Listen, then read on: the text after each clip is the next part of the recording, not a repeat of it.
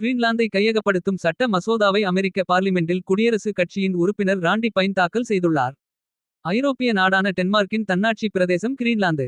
குறைந்த மக்கள் தொகை, அதிக நிலப்பரப்பு கொண்ட கிரீன்லாந்தில் எண்ணெய் மற்றும் அரிய கனிம வளங்கள் இருக்கின்றன. புவி வெப்பமயமாதலால் அங்கு புதிய கப்பல் வழித்தடங்கள் உருவாகின்றன. இந்த காரணங்களாலும் ஆர்டிக் மற்றும் அட்லாண்டிக் பெருங்கடலுக்கு இடையே அமைந்துள்ளதாலும் கிரீன்லாந்தை கைப்பற்றுவதில் அமெரிக்க அதிபர் ட்ரம்ப் தீவிரமாக உள்ளார். எளிதான வழியோ அல்லது கடினமான வழியோ எதுவானாலும் அமெரிக்காவின் தேசிய பாதுகாப்புக்காக கிரீன்லாந்தை கைப்பற்ற வேண்டியது அவசியம் என அமெரிக்க அதிபர் ட்ரம்ப் வெளிப்படையாக பேசி பரபரப்பை கிளப்பினார். கிரீன்லாந்தை கைப்பற்ற ட்ரம்ப் மிரட்டுவது சர்வதேச அளவில் விமர்சனத்தை ஏற்படுத்தியுள்ளது. கிரீன்லாந்தை தன் வசம் வைத்திருக்கும் டென்மார்க் அமெரிக்காவின் நெருங்கிய நட்பு நாடு. நேட்டோ இராணுவ கூட்டமைப்பின் உறுப்பினரும் கூட. இருந்தாலும் அதை பற்றி கருத்தில் கொள்ளாமல் ட்ரம்ப் தொடர்ந்து பேசி வருகிறார். அவரது அச்சுறுத்தலுக்கு ஐரோப்பிய நாடுகளை சேர்ந்த அரசியல் கட்சி தலைவர்கள் கடும் எதிர்ப்பு தெரிவித்துள்ளனர். இத்தகைய சூழ்நிலையில் கிரீன்லாந்தை கையகப்படுத்தும் சட்ட மசோதாவை அமெரிக்க பார்லிமெண்டில் குடியரசு கட்சி உறுப்பினர் ராண்டி பைன் தாக்கல் செய்துள்ளார்.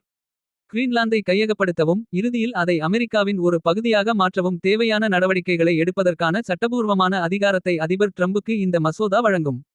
அதிபரை மகிழ்விக்கும் நோக்கத்துடன் அவரது ஆதரவு பார்லி உறுப்பினர் இத்தகைய மசோதாவை தயார் செய்துள்ளதாக அமெரிக்காவில் விமர்சனங்கள் கிளம்பியுள்ளன.